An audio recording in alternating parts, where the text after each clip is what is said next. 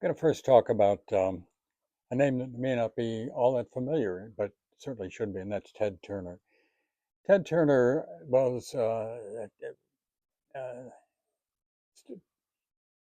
he's behind CNN. He came up with the idea, he came up with the way to do it, and it all started in the mid 1970s before cable TV really got going. But one of the reasons it got going was Ted Turner. Ted Turner owned a small TV station down in Atlanta, WTCG. And at this point, satellite transponders, which are basically channels on these satellites, were being sold, and they were being sold at hardly any price. And Turner saw great opportunity into snapping up a number of these, which he did do, and also decided that he would put his local TV station in Atlanta on the satellite and make it a national, if not international, um, TV network, essentially. And he rebranded it TBS, as in Turner Broadcasting Service. Now, to do this, Turner took and set up a satellite operation in Tulsa, Oklahoma, called Satellite Syndicated Systems, and known as SSS. And satellite systems basically held the transponders and functioned as a broker to others who were interested in on satellite, which came along pretty quickly by the end of the 1970s. HBO and everybody sort of jumped in and got involved in this. And when they did, along comes who else? The federal government, and says, "Hey, Ted, you can't own your TV station and a cable channel and also satellite syndicated systems, so you're going to have to sell it." Now, this period of time. I was in Tulsa, in and around Tulsa. I was actually developing our web printing business. I put these presses, big presses, in here in Grove, Oklahoma, and I was up there, um, kind of shilling. So I had an apartment up there, and I was in Tulsa a lot, although I was living in Grove, Oklahoma. In any case, it was wild. It was cable at that time was just Wild West. It was just completely disorganized. And among those who were most disorganized was the Satellite Syndicated Systems Company. And they had to act fast because they got kicked out of the Turner, out from underneath Turner umbrella quickly. And so they were looking for a comptroller, somebody to run the business side of the business, and so on. And who should they come to but a young woman who I was dating at the time and later married, as a matter of fact. Her name is Judy. And Judy was a whip smart woman who'd been with Ernst and Winnie, which was one of the big eight accounting firms down in Dallas, and then she had moved up to Tulsa and taken over at at one of the oil companies, one of the um, upper positions there. And as Satellite Syndicated Systems was looking around town, they were looking to find somebody who might be able to do this, and it didn't take long before they found her and offered her this job to essentially run the business operations at Satellite Systems. And uh, she was a bright woman, but she also knew her uh, limitations. And she said, "Thank you, but no thank you. I'm really not qualified to run um, a company I don't know anything about and basically never heard of until yesterday when you came in my office and said, 'Hey, would you like a big chunk of money and would you like to come over here?'" And so she stayed at the oil and gas company until actually until later on that she and I married, and then we moved to Grove, and one thing and another happened, and then one day she was gone because it didn't do too well in that marriage. But that was kind of the way it was. And one of Judy's buddies in the next corral are in the same company. At the same time, Southwest Airlines was in a very fast growing mode, and they did the same thing. They came shopping around Tulsa, and they went to one of my future wife's friends, and they said, "Hey, come down here, send us your resume, and then if we like what we see, come on down and take over, one of the top positions here at Southwest Airlines. So unlike my future wife, this young woman cooked up an entirely phony resume and sent it to Southwest Airlines. Southwest Airlines is all we could have ever hoped for, and they hired her. And although she didn't, she was not qualified, she read up at night on how to do it, and was at the at Southwest by all accounts successful. I don't know how long she was there. Let's talk about um, let's talk about the mayor of New York and what he's up to, because he's been standing outside and making videos in front of very, very wealthy um, billionaires and antagonizing in New York City, to the point that the billionaires are beginning to say, I'm not, I don't think I'll stick around New York much longer here. I'm not feeling the love, and which is interesting because these guys, if you're worth more than a billion bucks, and I think I saw a figure here, but don't hold me to it. I think 40–50% of the tax money coming into New York City itself has come in from just a handful of these billionaires, who this gentleman, Mr. Mandami, who is an avowed Democratic socialist, but I think you can drop off the part of Democratic, and he's a socialist and within hailing distance of communist, is trying to run him out. Now, why would he do that? Why would he penalize and have a great tax loss here to the city, which is already pretty much an economic dumpster? What's he doing? Well, he's doing the same thing that Illinois has done under Governor Pritzker and others, and California has done. And so that the wealthiest money in California, Google and Tesla and others are fleeing California, just as the Wall Street wealthy are fleeing New York City, and they're going to Texas, and they're going to Florida primarily, but Tennessee's getting a little bit of this. What are they up to? What are they really up to? Well, who is the most influential and able to help you the most in influencing the politics?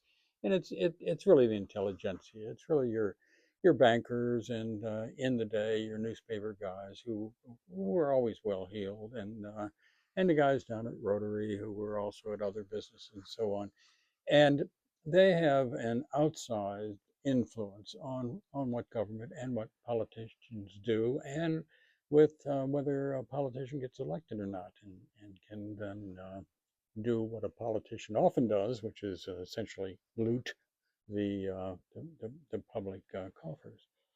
So, what's he doing? Well, I think this is an intent to run these influential people out of New York, just as they're being run out of California and Illinois. And when you do that, and when the water goes down, that makes Mandami and his ilk far more powerful, and the uh, middle class and those who are struggling in your community are in much less position to push back against you. Let's put it simply. It looks like an effort to uh, put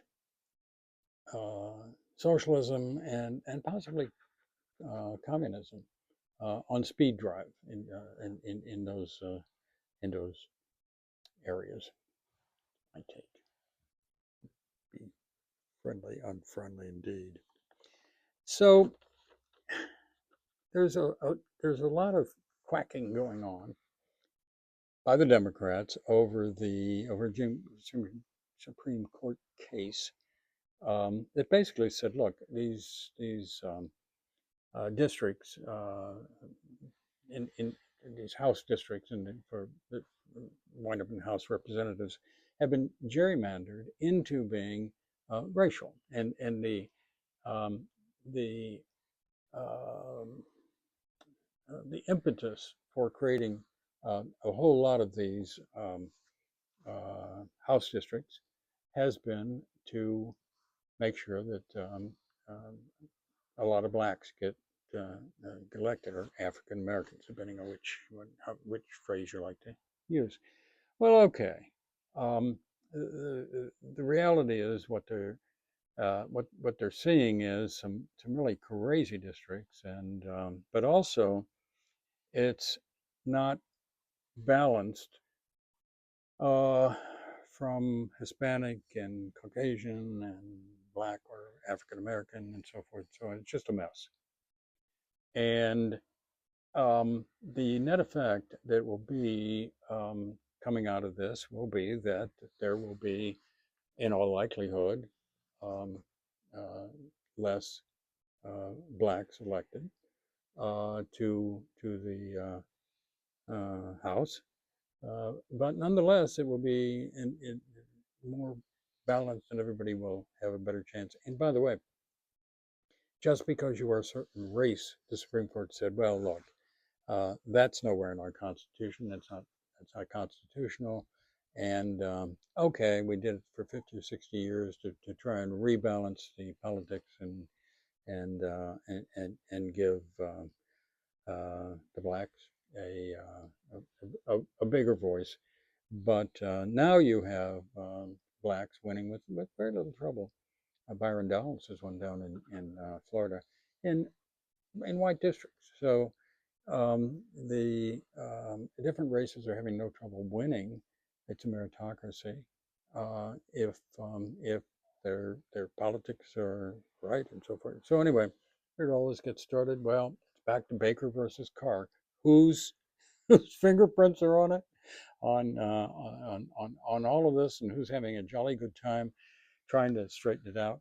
Well, it's the same people, Supreme Court, back in the early '60s, with their very first dipping their hands into a state, into the state apportionment of House seats, in a case called Baker versus Carr. So you can blame the Republicans more recently, you can blame the Democrats more recently, you can blame anyone you want to, but this whole clown show started with Baker versus Carr, and the Supreme Court's had a um, uh, tried to kind of they've been tinkering with it ever since, let's say, and they just tinkered with it again. And um, one take on this is that the Republicans in 2026, or not later than 2028, may pick up 20 more House seats.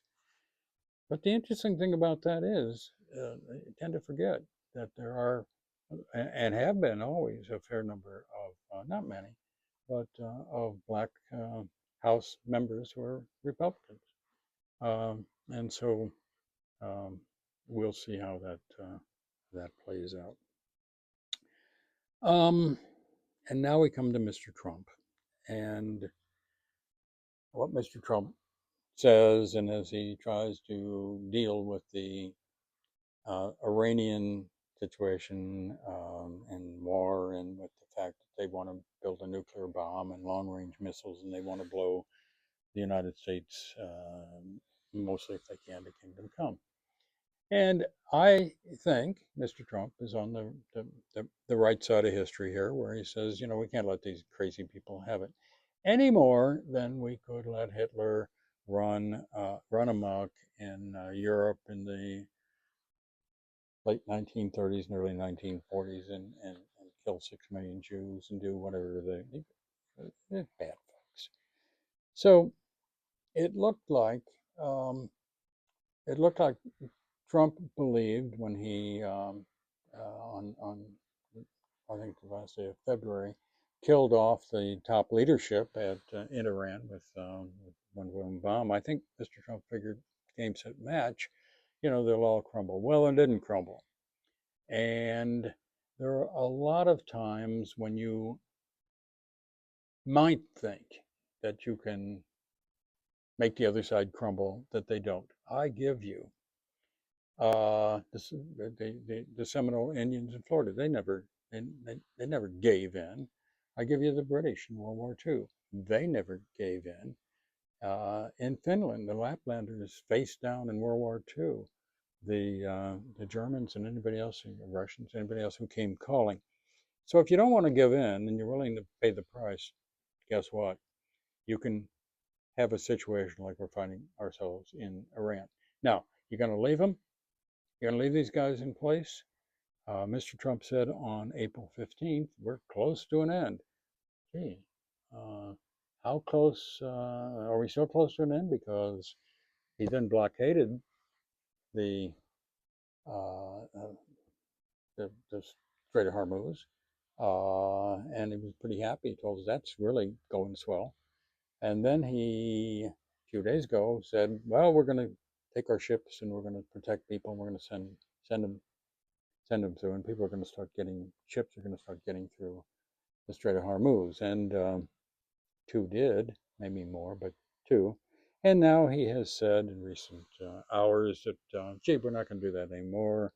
And we've got a letter from Iran and with our results, we're going to maybe talk about it in another week or two, and with all due respect, Mr. President, do you have any idea what you're doing? Do you really? Because uh, to just somebody who's sitting kind of watching things float by here, you're saying one thing one day and then you're doing something else the next day and so on. I give you finally, and then we'll let it go. The question of we have blockaded um, Iran and others, and so they can't get their oil out so soon. Presumably, we are told that they're running out of space to put their oil. Iran is, and um, and they're putting it in all kinds of untoward places. But that can't last more than now. We've been told another couple of days, then we've come in 5 days, then we've been told 2 weeks. And I think what somebody missed, which I didn't miss, and I bet you didn't, is that if you if you shut down a well, we're in Oklahoma, for goodness sake, so we understand if you shut the well down, that's not an easy thing to begin getting your oil back out of. But uh, if you decrease the amount of oil that you're taking, two things happen from Iran's standpoint. They can slow up filling up whatever capacity they have to stick the oil, and they can prolong how long they wait. Um, so I don't know that how this is going to come out, but I don't think Mr. Trump does either. But on the other hand, I'm going to have to say, look, um, you know, it, it we can't let these guys have a nuclear weapon, and we can't let them refine it. We can't do this. And what that really means is we're gonna have to wipe them out. And I don't find a willingness or an ability, perhaps, to do that. So, um, and as I've said before, when you say I'm going to negotiate with somebody, well, that means I want something and you want something. Okay. At the beginning of World War II, we got it right. We said to the Germans and we said to the Japanese, we're not going to negotiate with it. It's unconstitutional. You guys are, unconditional. And it's either you or us. And I don't know more how something could be you or us when you've been yelling, gee, uh, death to the United States, and then you're trying to develop a nuclear bomb and a weaponry to deliver it. I don't know how much more it's uh, clearer, which is that we really can't leave these guys around. Um, they'll get up to more mischief, I'm sure. All right, that's my take on it.